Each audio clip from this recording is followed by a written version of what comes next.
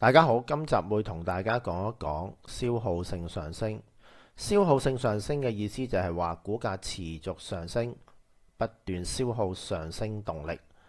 意味着後市有機會出現整固或者係調整㗎。咁我哋今次咧會運用翻 Hyper Monitor 去睇一睇㗎。當出現消耗性上升嘅時候，就會出現藍色嘅情況。我哋見到下邊係有唔同日子出現咗藍色嘅，咁反映翻咧喺呢段時間咧都係咧明顯地咧消耗緊一個上升嘅動力嘅。好啦，咁當股價咧上到某一個水平嘅時候，連續2日都跌穿上一天低位咧，意味着佢將會出現一個整固又或者調整啦。我哋再睇多另外一個例子。我哋先望翻喺左邊，大約係2024年嘅9月底，見到消耗性上升出現之後，股價亦都係維持翻一個上升走勢。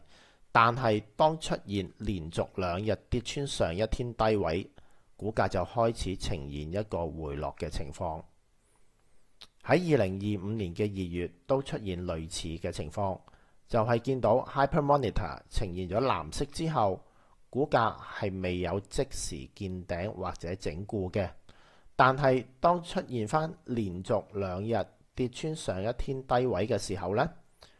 就開始出現一個高台嘅整固啦。